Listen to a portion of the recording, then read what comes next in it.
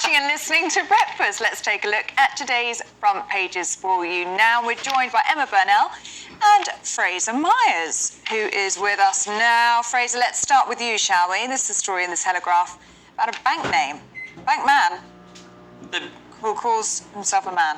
No. The bank Monzo has called a man a nasty name. They've called a customer. Well, it says here, bank man, name calls man. That's what I'm dealing with. Yeah. So essentially, Monzo, the bank, the sort of new age bank. Is that something to do in that West, Monzo?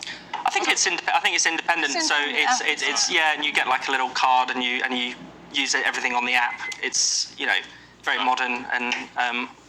But basically, they announced a sort of series of transgender policies, usual stuff, pronoun, badges, gender-neutral toilets. And someone was critical of it on LinkedIn. And then it's discovered that all of the staff had found out his name, his details, where he worked, and they were having a massive slagging off session at this man's expense, calling him a horrible TERF, saying, disparaging his company and things like that. And I think it's an interesting... it's an interesting story because it used to be a sense that the customer is always right.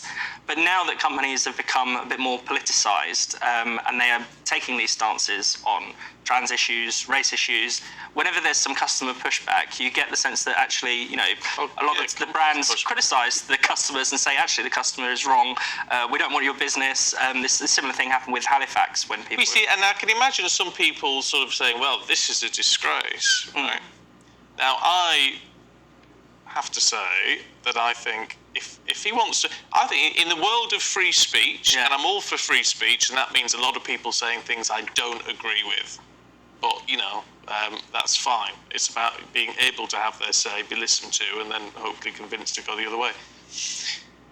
If he wants to slag off the bank because they're not happy, then why can't they have their say and slag him off back?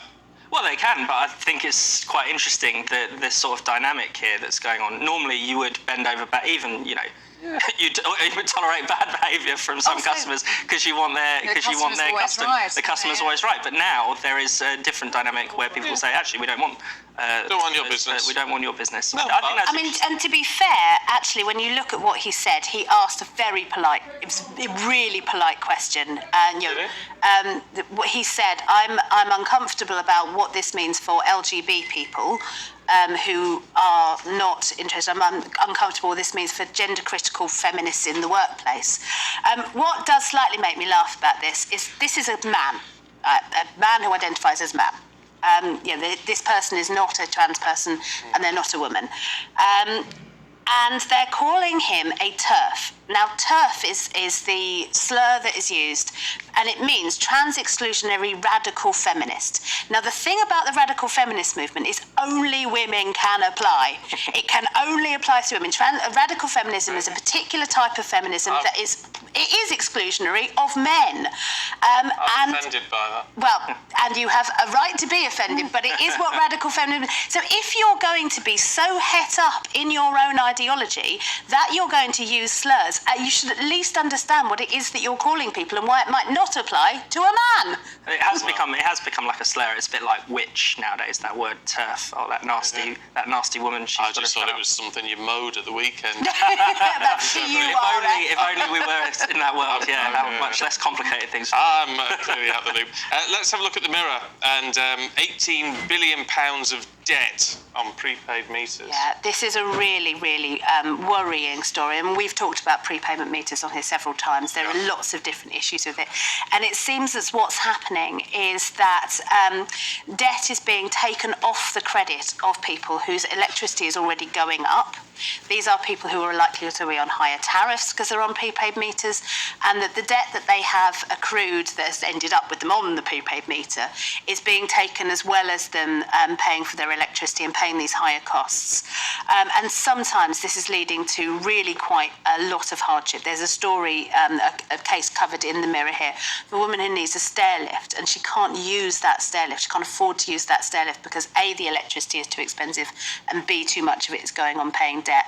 So there really, really does need to be sensible approaches to restructuring this debt over a longer term, making sure that people can afford to pay the electricity that they need, as well as paying off any debt that Yeah, so you're not saying people should have the debt cancelled. No, but it's it's how you pay. It's how you pay it. It's how it's managed. There are going to be times when this debt will never be paid. Yeah.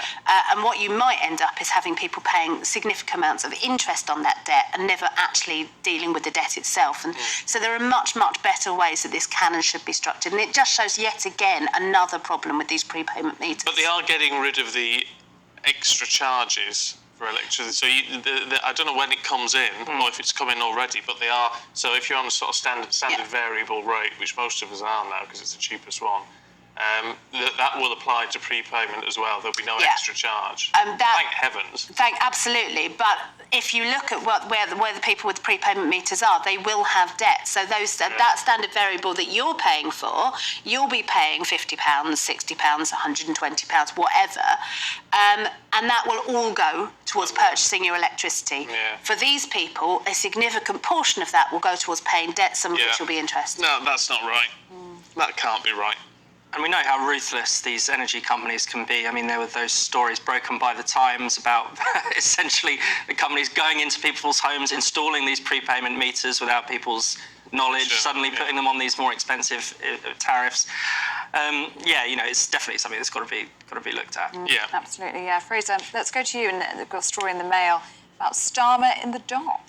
Yeah, so this interesting spread looking at Starmer's times at when he was Director of Public Prosecutions at the CPS. I mean, one thing that's interesting is like the attack line on Starmer is often that he's soft on crime, but a lot of the things they brought out is actually that he was very illiberal and pursuing people for crimes that they didn't commit, crimes that they obviously, that should have been quite obvious that there was no case to answer. A lot of them in the wake of the Jimmy Savile incident. So people there was a lot of Operation U-Tree and all exactly. that. So people have criticised the CPS for failing to deal with Jimmy Savile, and then it's almost as if they went in completely the other direction, trying these cases from the 80s, the 70s, dragging people through the dock who, in many cases, it's quite clear that they had done nothing wrong, where there's very little evidence or where the witnesses were unreliable. I mean, there's two separate Coronation Street actors brought into the dock. There was. Look, we're going to have to interrupt you on that, but don't go anywhere because we will